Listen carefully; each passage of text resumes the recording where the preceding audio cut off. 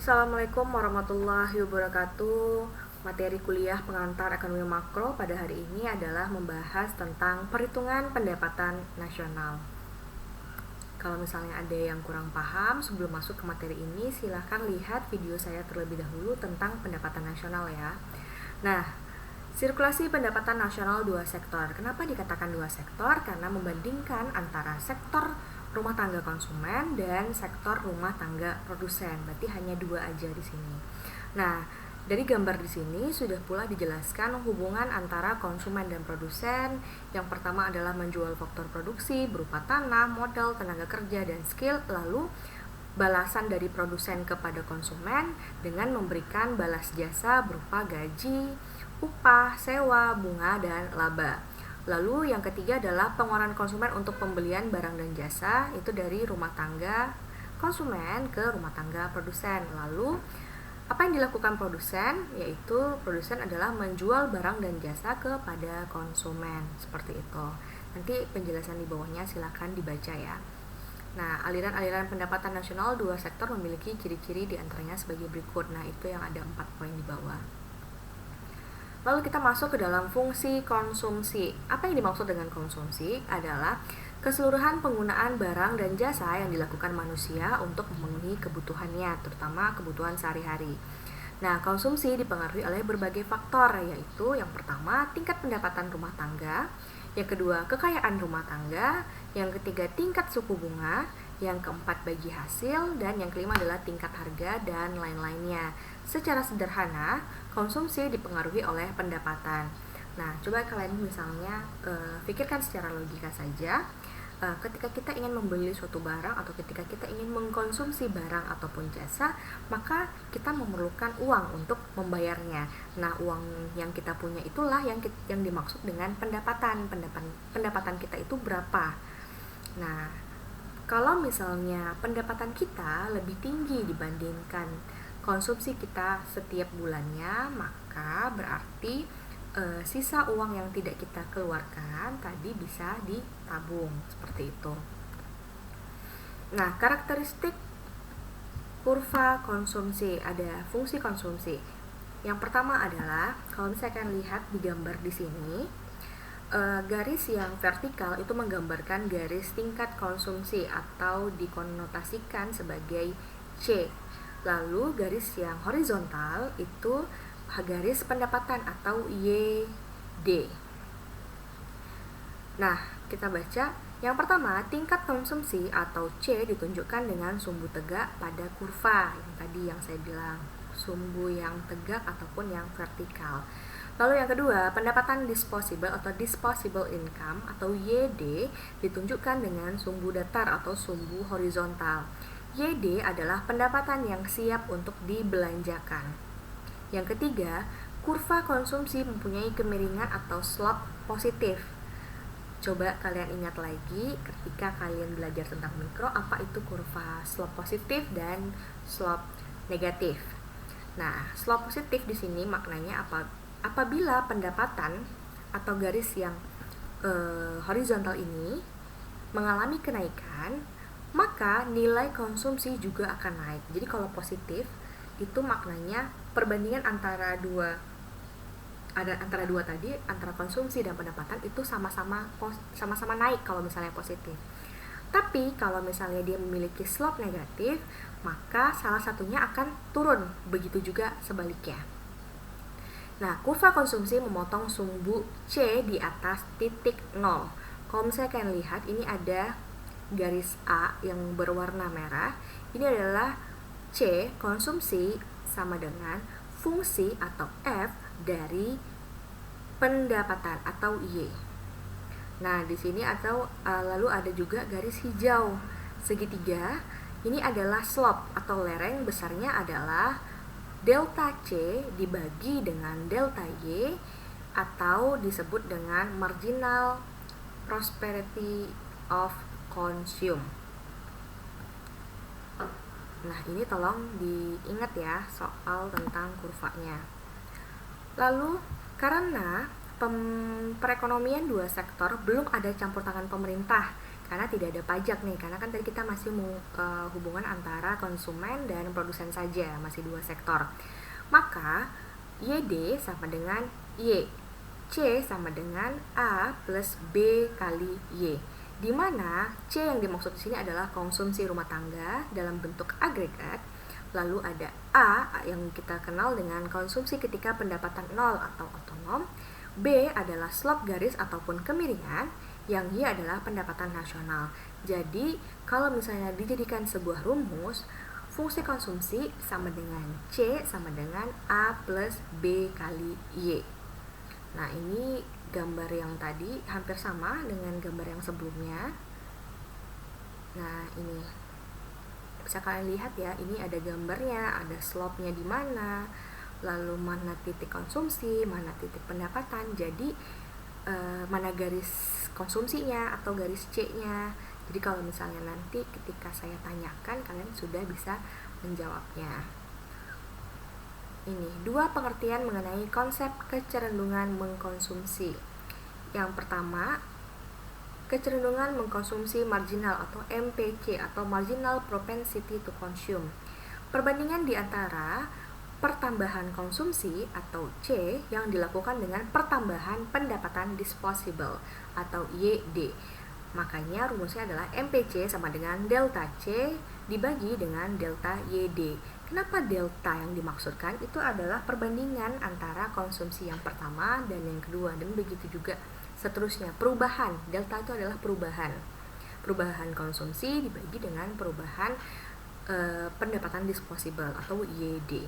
Lalu yang kedua adalah kecenderungan mengkonsumsi rata-rata atau average propensity to consume atau APC. Nah, ini adalah perbandingan di antara jumlah pengeluaran konsumsi dengan jumlah pendapatan disposable. Nah, rumusnya adalah APC sama dengan C dibagi dengan YD. Kalau yang tadi pakai delta atau perubahan, kalau yang MPC, kalau yang APC itu tidak perlu dipakai delta ataupun perubahan. Jadi langsung C dibagikan dengan YD, seperti itu. Tadi yang fungsi konsumsi sudah, sekarang kita masuk ke dalam fungsi tabungan. Tabungan adalah pendapatan yang tidak digunakan.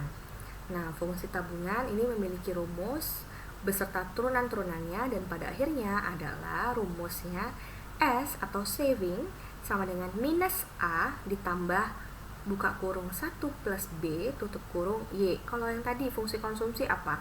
Fungsi konsumsi adalah C sama dengan A plus A ditambah B kali Y.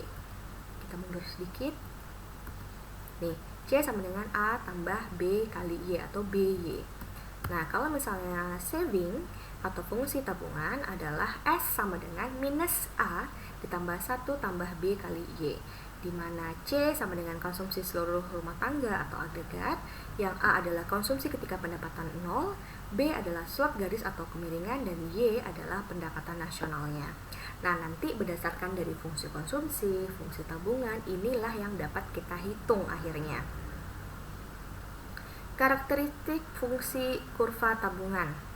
Yang pertama, kurva tabungan mempunyai slope positif. Coba diingat lagi tadi, kalau kurva kurva konsumsi itu mempunyai slope-nya positif atau negatif. Coba dilihat lagi. Nah, lalu yang kedua adalah titik minus A merupakan konsumsi otonom dan bernilai negatif. Kenapa bernilai negatif? Karena dia perpotongannya dari di bawah 0.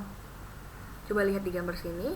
Kalau yang tadi kan sebelumnya A-nya itu di atas 0 garisnya di kurva garis yang vertikal atau garis yang konsumsi. Nah, sekarang ini garisnya berada di bawah garis 0 A-nya, maka nilainya adalah minus. Pada titik Y1 terlihat saving sama dengan 0. Nah, kelihatan ya garis di sini yang masih sama. Kalau misalnya yang vertikal itu adalah konsumsi, garis konsumsi, kalau yang horizontal itu adalah garis pendapatan atau Y0. Nah, Segitiganya di mana? Yaitu segitiganya yang di bagian atas yang sudah diarah tanda panah warna biru, yaitu slope atau lereng. Besarnya adalah perubahan atau delta S, delta saving, dibagi dengan delta Y atau yang dikenal dengan marginal propensity of saving. Kalau yang tadi MPC yang consume, kalau sekarang saving. Nah, saving sama dengan fungsi dari Y. Tadi ada fungsi tabungan ya, sudah dibahas. S sama dengan minus A tambah 1 plus B kali Y.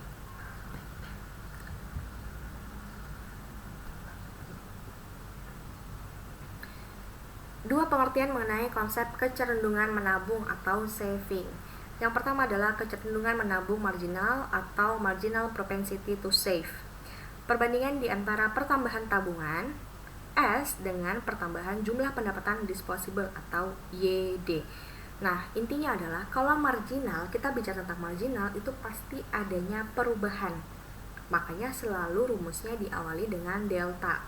Mau itu tadi delta C, sekarang delta S. Delta S dibagi dengan delta YD. Tapi kalau misalnya kita bicara tentang average, maka dia tidak memerlukan delta. Jadi langsung saja yang dibagi antara saving dibagi dengan YD. Perbandingan di antara pertambahan jumlah tabungan dengan jumlah pendapatan disposable untuk yang nomor 2, kecenderungan menabung marginal atau average propensity to save. Lalu ada hubungan di antara MPS dan MPC. Tadi udah kita bahas, ada MPC, ada MPS. Nah, ternyata MPS dan MPC ini memiliki formula sebagai berikut. MPC ditambah MPS sama dengan 1, APC ditambah APS sama dengan 1. Maka YD atau pendapatan disposable sama dengan C ditambah S. Nah, lihatlah tabel di sebelah slide ini. Nah, kita coba buka tabelnya.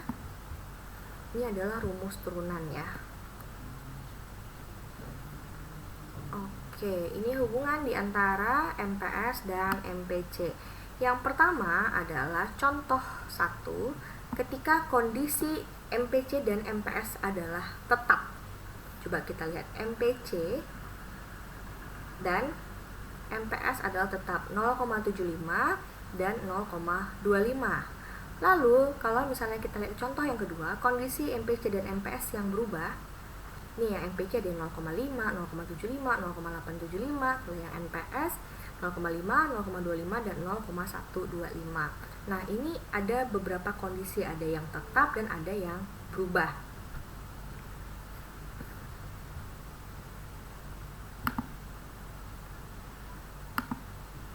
Lalu, menghitung pendapatan nasional melalui pendekatan 2 sektor. Nah, ini rumus-rumusnya. Nanti silakan dibaca saja. Ini tuh turunan matematika ya. Jadi kalau misalnya ditanya, Bu, kenapa Bu rumusnya harus seperti ini? Nah, jadi ini saya menjelaskan rumus yang memang sudah ada sebelumnya dan beserta turunan-turunannya secara matematika.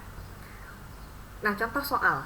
Diketahui C sama dengan 10 ditambah 0,70 Y. Y-nya harus Y besar ya, nggak boleh Y kecil. I sama dengan 5 dalam miliar. Pertanyaannya adalah, berapa pendapatan nasional suatu negara? Ini rumusnya adalah Y sama dengan A ditambah I per 1 dikurangin B. Sama dengan A-nya adalah 10. Kan tadi rumus C itu adalah A plus B kali Y. Jadi A-nya adalah 10, B-nya adalah 0,70 dan Y. Seperti itu ya. Nah, dari ini adalah 10 ditambah 5, I-nya kan 5 diketahui, dibagi 1 dikurang B-nya berapa? 0,70 yang tadi. Tapi Y-nya nggak perlu dimasukin ya di sini, karena Y lah yang akan kita cari angkanya berapa. Lalu kita sama dengan 15 dibagi 0,30. Nah, hasilnya adalah 50. Nah, karena ini dalam miliar, maka 50 miliar rupiah. Seperti itu rumusnya dan cara menjawabnya. Nah, tadi yang pendekatan 2 sektor sudah selesai. Sekarang kita menghitung pendapatan nasional melalui pendekatan 3 sektor. Perekonomian 3 sektor merupakan perekonomian 2 sektor dengan ada tambahan peran pemerintah dalam kegiatan ekonomi. Tadi dua sektor itu hanya ada konsumen dan produsen. Nah, kalau misalnya tiga sektor berarti ada konsumen, pemerintah, dan produsen. Terdapat perubahan penentuan proses keseimbangan pendapatan nasional sebagai berikut. Pajak yang dipungut pemerintah akan mengurangi pengeluaran agregat karena adanya pengurangan atas konsumsi rumah tangga. Yang kedua, pemerintah dapat menaikkan pajak sehingga menyebabkan kenaikan pembelanjaan agregat. Selain untuk pengeluaran konsumsi dan menabung, rumah tangga juga harus membayar pajak. Nah, seperti yang gambar yang sudah saya share minggu lalu, itu kan di tengah-tengah itu adalah pemerintah, jadi konsumen, produsen, dan di tengah-tengah ada pemerintah. Nah, di situ konsumen dan produsen itu sama-sama membayar pajak, dan pemerintah pun sama-sama akan mengeluarkan subsidi berdasarkan pajak yang sudah diterimanya. Keseimbangan perekonomian terjadi apabila nilai investasi ditambah pengeluaran pemerintah jumlahnya sama dengan tabungan ditambah dengan pajak.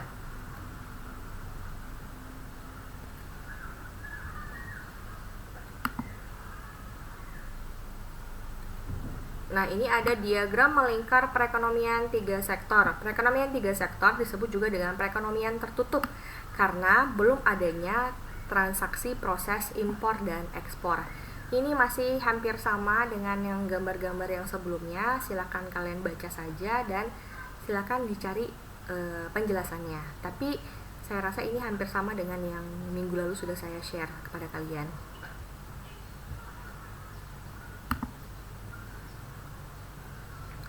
Lalu ada kebijakan fiskal. Kebijakan fiskal adalah kebijakan yang dilakukan pemerintah untuk memengaruhi jalannya kehidupan ekonomi masyarakat melalui anggaran belanja negara atau APBN. Nah, yang pertama adalah pengertian dan tujuan kebijakan fiskal. Kenapa kebijakan fiskal itu sangat penting sekali dilakukan oleh pemerintah kita?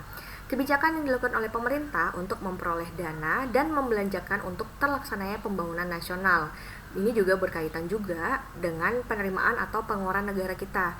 Contoh, saat terjadi inflasi, pemerintah itu berusaha untuk melakukan pengelolaan keuangan dengan cara memperkecil pembelanjaan atau menaikkan pajak agar terciptanya kestabilan ekonomi. Tujuan kebijakan fiskal adalah menciptakan stabilitas harga, penggunaan tenaga kerja penuh atau full employment, dan laju pertumbuhan serta perkembangan ekonomi yang tepat. Nah, dengan cara memperbesar ataupun memperkecil pengeluaran konsumsi pemerintah atau G atau government expenditure, jumlah transfer pemerintah atau transfer payment, dan jumlah pajak atau tax yang diterima pemerintah sehingga akan mempengaruhi pendapatan nasional atau disposable income dan kesempatan kerja. Nah, terdapat 3 jenis kebijakan fiskal. Ada fiskal ekspansioner, ada fiskal kontraksioner, dan fiskal sisi penawaran. Nah, kebijakan fiskal ekspansioner ini gunanya adalah untuk mengurangi angka pengangguran.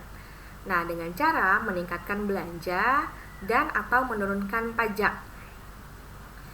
Nah, yang pada akhirnya dapat meningkatkan permintaan agregat perekonomian. Kenapa bisa dengan cara seperti ini? Nah, ketika pemerintah meningkatkan belanja, maka dia banyak melakukan pengeluaran pemerintah atau G. Nah, G-nya inilah yang akan memperbanyak atau memperluas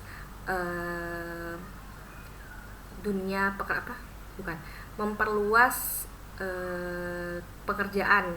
Jadi makin banyak perusahaan-perusahaan yang membutuhkan karyawan-karyawannya karena tingkat pendapatan masyarakat akan meningkat, lalu tingkat konsumsinya juga akan meningkat, maka yang diminta dan berarti barang dan jasa yang diinginkan itu harus banyak diproduksi oleh perusahaan. Nah, dari situlah dapat menekan angka pengangguran. Yang kedua adalah kebijakan fiskal kontraksioner. Nah, kebijakan fiskal kontraksioner ini gunanya untuk mengontrol inflasi. Nah, dengan cara mengurangi belanja dan atau meningkatkan pajak. Jadi kebalikan dari si fiskal ekspansioner ini. Nah, dapat untuk menurunkan permintaan agregat perekonomian. Jadi kalau fiskal ekspansioner itu berusaha untuk meningkatkan permintaan agregat. Kalau misalnya fiskal kontraksioner itu adalah berusaha untuk menurunkan permintaan agregat perekonomian. Lalu yang ketiga adalah kebijakan fiskal sisi penawaran. Pemotongan tarif pajak akan memberikan insentif bagi perusahaan untuk melakukan ekspansi atau investasi barang modal. Selain itu, perbaikan infrastruktur, pembangunan jalan, pelabuhan, jembatan, pasar, dan lain-lainnya itu akan berdampak meningkatkan penawaran agregat. Nah, ada jenis-jenis pajak. Yang pertama adalah pajak objektif. Pajak ini yang berpangkal pada objeknya. Contohnya adalah pajak tontonan atau PPN atau pajak pertambahan nilai. Lalu ada pajak subjektif, yaitu pajak yang berpangkal pada diri orangnya atau subjeknya. Keadaan dari wajib pajak dapat mempengaruhi jumlah yang harus dibayarkan. Nah, contohnya adalah PPH atau pajak penghasilan. Kalau objek tadi itu barang, kalau yang subjektif berarti itu orangnya. Lalu ada pajak langsung, yaitu pajak yang harus ditanggung oleh wajib pajak sendiri dan tidak dapat dilimpahkan kepada orang lain. Contohnya adalah pajak PPH atau pajak penghasilan. Nah, yang selanjutnya adalah yang keempat adalah pajak tidak langsung, yaitu beban pajak yang pungutannya dapat dialihkan kepada orang lain. Contohnya adalah PPN atau pajak pertambahan nilai.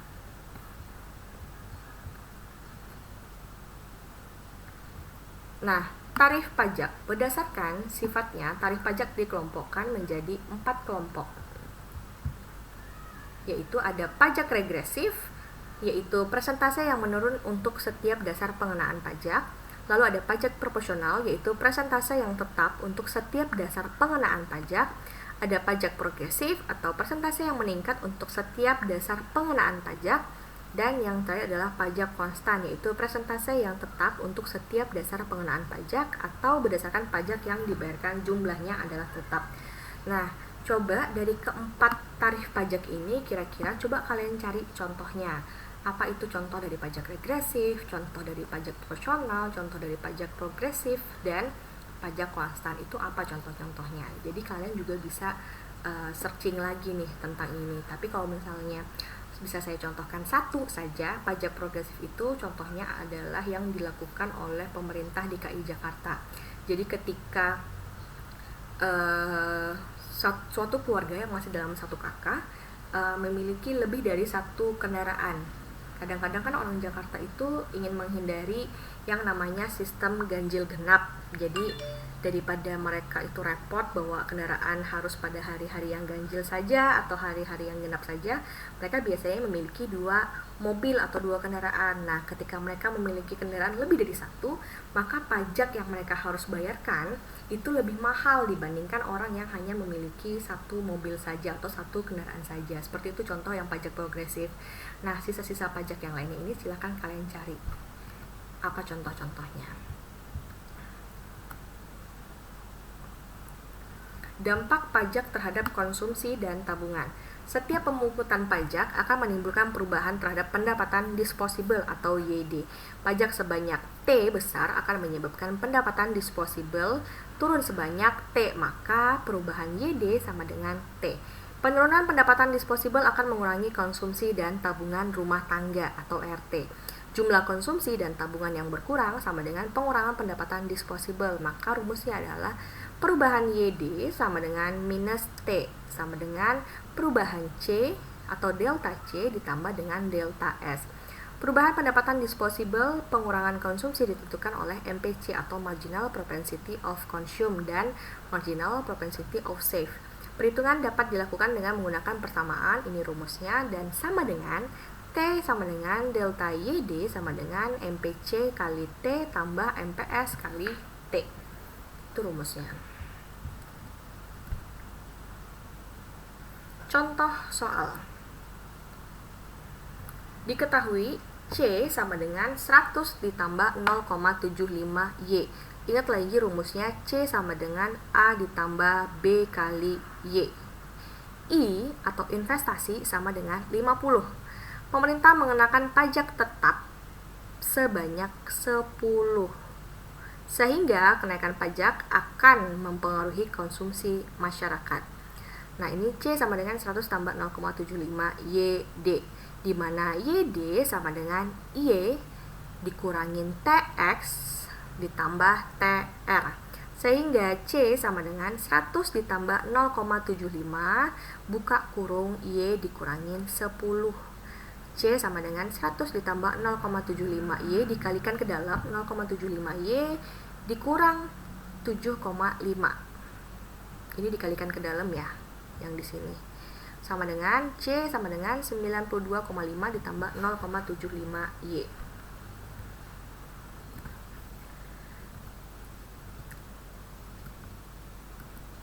Lalu selanjutnya adalah tadi udah dapat nih rumus yang C-nya sama dengan 92,5 ditambah 0,75 Y. Sekarang kita masuk ke dalam rumus saving. S sama dengan minus 100 ditambah 0,75 YD, di mana YD masih sama dengan Y kurangin TR dan ditambah TX ditambah TR. Sehingga S sama dengan minus 100 ditambah 0,75 buka kurung Y kurang 10. Lalu dikalikan ke dalam minus 100 ditambah 0,75 Y dikurang 2,5. Maka hasilnya saving adalah minus 102,5 ditambah 0,75 Y. Jadi kita udah dapat C-nya berapa dan kita juga sudah dapat S-nya berapa. Lalu pengaruh pajak terhadap konsumsi dan tabungan. Nah, pada gambar yang di atas pojok kiri, ini adalah gabungan gambar antara konsumsi pada kurva vertikal dan kurva pendapatan pada garis horizontal. Nah, ini perbandingannya tadi kan dari 100 menjadi 92,5, jadi turun ke bawah dia. Nah, pajak inilah yang menggeser konsumsi ke bawah dari 100 menjadi 92,5. Lalu kita lihat ketika untuk garis tabungannya seperti apa bentuknya. Nah, tadi yang pertama adalah minus 100 menjadi minus 102,5. Nah, pajak menggeser tabungan ke bawah juga. Ini tadi yang fungsi S sama dengan minus 100 dan fungsi S sama dengan 102,5. Jadi sama-sama turun ke bawah garisnya.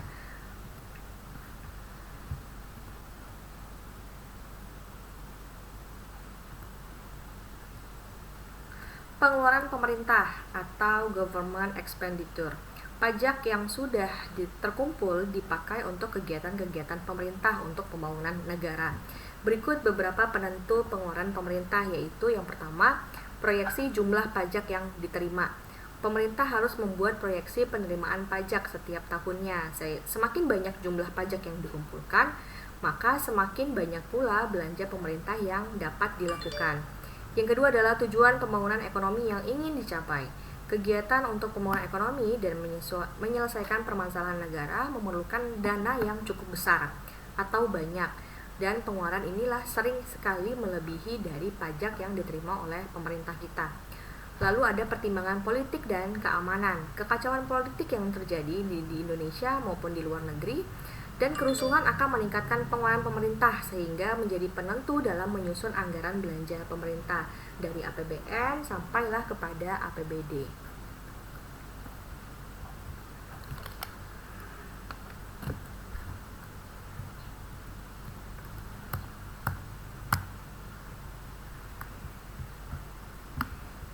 Lalu ini selanjutnya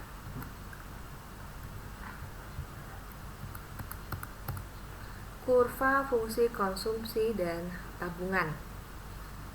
Nah, ini kalau misalnya kita lihat di gambar, kalau kemarin itu, kalau tadi itu yang garis vertikal itu hanya menggambarkan garis konsumsi, kalau sekarang garis yang vertikal menggambarkan konsumsi sekaligus saving. Jadi makanya garis di sini adalah C, S. Kalau garis yang horizontal itu tetap masih menggambarkan pendapatan atau Y. Kalau kita lihat di sini ada yang saving dan ada dis-saving. Nah, C sama dengan Y dan C sama dengan A tambah B kali Y.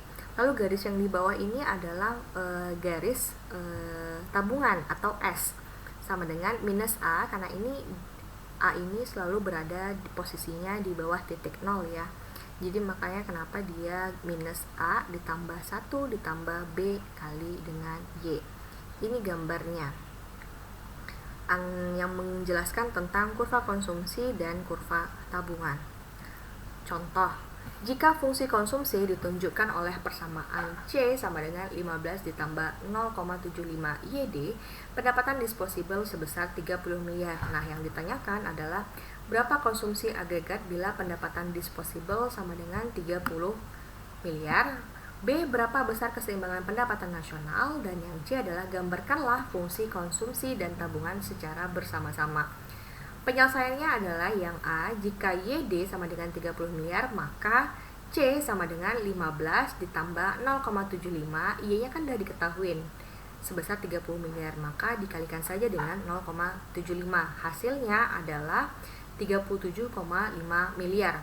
Lalu B, berapa besar keseimbangan pendapatan nasional? Rumusnya adalah YD sama dengan C ditambah S, atau S sama dengan Y dikurangin C. Lalu S sama dengan YD dikurang 15 ditambah 0,75 YD. S sama dengan minus 15 ditambah 0,25 YD. Itu dikalikan ke dalam ya garisnya. Nah, YD-nya di sini dikurangin 0,75, maka hasilnya adalah 0,25 YD. L sama dengan minus 15 ditambah 0,25 YD. Yang C adalah keseimbangan pendapatan terjadi bila saving atau S sama dengan 0, maka 0 sama dengan minus 15 ditambah 0,25 YD, 0,25 YD sama dengan 15. YD sama dengan 15 dibagi dengan 0,25, sama dengan 15 dikali 4 sama dengan 60 miliar. C sama dengan 15 ditambah 0,75 dikalikan dengan 60 miliar tadi, maka hasilnya adalah 60 miliar. Jadi C-nya 60 miliar.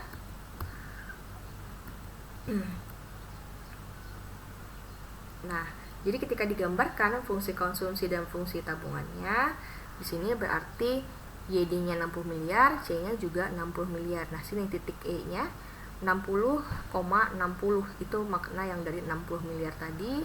Yang di bawah Y-nya juga 60 miliar. Ininya tuh minus 15, A-nya 15, minus 15.